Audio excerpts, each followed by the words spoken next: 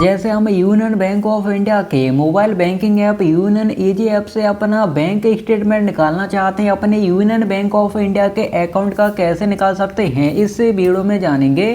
तो जैसे हमने इसके mobile banking app union easy app को ओपन किया, अब जैसे हम यहाँ पर सबसे पहले से हमें लॉगिन कर लेते हैं। तो जैसे हमने फिंगरप्रिंट वाला जो लॉक है इनेबल करके रखा है, हम इसके थ्रू ऑथेंटिकेशन कंप्लीट करेंगे। हम इसके मोबाइल बैंकिंग में लॉगिन हो जाएंगे। जैसे आप देख सकते हैं सक्सेसफुली लॉगिन हो चुके हैं। अब जैसे हम इसके मोबाइल बैंकिंग ऐप के थ्रू अपने यूनियन बैंक ऑफ इंडिया के अकाउंट का बैंक स्टेटमेंट निकालना चाहते हैं। बैंक स्टेटमेंट निकालने के लिए आपको यहाँ पर सेविंग अकाउंट के सामने एरो देखने को मिलेगा, आप इसी एरो पर क्लिक कर देंगे। तो जैसे ही हमने इस एरो पर क्लिक किया तो जैसे आप देख सकते हैं यहाँ पर स्टेटमेंट वाला जो ऑप्शन है सेलेक्ट रहता है, जैसे आप यहाँ पर देख सकते हैं। और जैसे आप स्क्रॉल डाउन करके नीचे आएंगे तो जो भी आपने ट्रांजैक्शन किए होंगे वह ट्रांजैक्शन आपको यहाँ पर देखने को मिल जाते हैं। लेकिन जैसे हम यहाँ पर अपना बैंक स्टेटमेंट निकालना चाहते हैं तो आपको यहाँ पर स्टेटमेंट वाला जो ऑप्शन है सिलेक्ट रहने देना है। अब आपको यहाँ पर ड्यूरेशन सेलेक्ट करना है कि आप कब से कब तक का स्टेटमेंट निकालना चाहते हैं। जैसे अगर आप करंट मंथ सेलेक्ट कर लेते हैं तो अभी जो महीना चल रहा है उसी महीने का जो स्टेटमेंट है आ जाएगा। लास्ट मंथ सेलेक्ट कर लेते हैं तो जैसे अभी जो महीना चल रहा है, यानी अभी जैसे फरवरी का महीना चल रहा है तो यहाँ पर जनवरी महीने में आपने जो भी ट्रांजैक्शन किए होंगे उसी का स्टेटमेंट डाउनलोड हो जाएगा अगर आप लास्ट मंथ सेलेक्ट कर लेते हैं। इसी प्रकार लास्ट 3 मंथ वाला जो ऑप्शन है वर्क करता है, लास्ट 6 मंथ वाला जो ऑप्शन है वर्क करता है।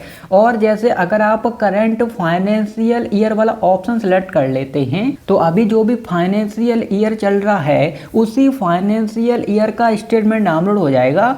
यानी अभी जैसे 2026 आ चुका है, फरवरी 2026, तो फाइनेंशियल ईयर मीन जैसे 1 अप्रैल से 31 मार्च उसी फाइनेंशियल ईयर का स्टेटमेंट डाउनलोड हो जाएगा। इसी प्रकार लास्ट फाइनेंशियल ईयर वाला जो ऑप्शन है वर्क करता है। ओके, उसके बाद कस्टम का ऑप्शन दिया जाता है। जैसे आप कस्टम पर क्लिक कर देते हैं तो आपको स्टार्ट डेट एंड डेट का ऑप्शन दिया जाता है। तो आप कब से कब तक का स्टेटमेंट निकालना चाहते हैं, जैसे 1 साल का निकालना चाहते हैं तो आप यहाँ पर सिलेक्ट कर सकते हैं। जैसे अगर आप 2025 से 2026 का निकालना चाहते हैं तो आप अपने अकॉर्डिंग कैलेंडर से डेट सेलेक्ट कर सकते हैं। कब तक निकाल रहे हैं वह डेट अपने अकॉर्डिंग आपको सिलेक्ट कर लेना है। ओके, तो अभी जैसे हम यहाँ पर करंट मंथ का निकालना चाहते हैं, यानी अभी जैसे फरवरी का महीना चल रहा है उसी महीने का हम स्टेटमेंट निकालना चाहते हैं, करंट मंथ सेलेक्ट कर लेते हैं। जैसे हमने करंट मंथ सेलेक्ट किया उसके बाद अब हम यहाँ पर स्क्रॉल डाउन करके नीचे आएंगे।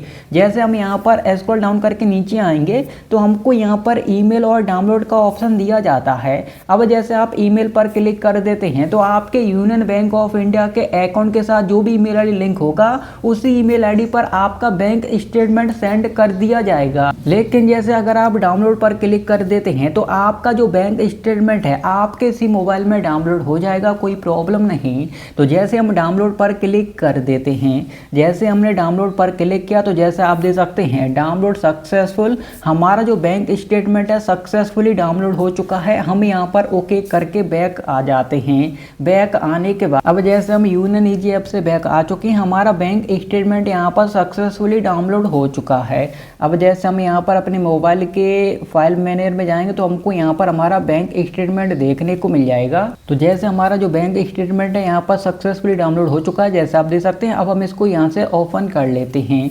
अब जैसे हमने इसको ओपन किया तो यहाँ पर बताया जा रहा एंटर पासवर्ड। तो जैसे हमारा बैंक स्टेटमेंट पीडीएफ में डाउनलोड होता है तो वहाँ पर वह पीडीएफ फाइल यहाँ पर पासवर्ड प्रोटेक्टेड रहता है। तो पासवर्ड किस तरीके से एंटर करना है अब आप वह जाने। तो जैसे आप देख सकते हैं जब भी हम यहाँ पर अपना बैंक स्टेटमेंट डाउनलोड करते हैं तो पासवर्ड किस तरीके से एंटर करना होता है आपको यहाँ पर एग्जाम्पल के तौर पर बताया जाता है, जैसे आप यहाँ पर देख सकते हैं। तो जैसे अब यहाँ पर आपको क्या करना है, जैसे यहाँ पर बताया जाता है कि हमको यहाँ पर अपने फर्स्ट नेम के 4 कैरेक्टर एंटर करने हैं। जैसे हमारे फर्स्ट नेम में 4 कैरेक्टर हैं, जैसे आपको यहाँ पर देखने को मिल रही हैं। तो हम अपने फर्स्ट नेम के 4 कैरेक्टर एंटर करेंगे। अब जैसे अगर हमारे नेम में 4 कैरेक्टर नहीं हैं, अब जैसे 3 ही कैरेक्टर होते, जैसे हमारा नेम राजा है, राज होता तो 3 ही कैरेक्टर रह गए। तो हमको क्या करना है, हमको यहाँ पर अपने लास्ट नेम का एक कैरेक्टर ऐड कर देना होता है, जैसे हमको यहाँ पर बताया जा रहा है।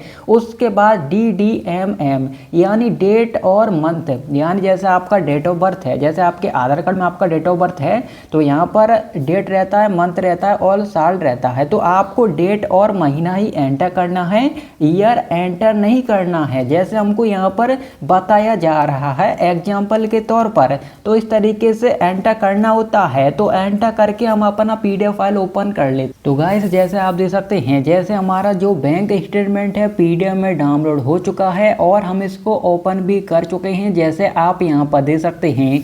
तो आप इस तरीके से अपने यूनियन बैंक ऑफ इंडिया के अकाउंट का यूनियन ईजी ऐप के थ्रू अपना बैंक स्टेटमेंट डाउनलोड कर सकते हैं।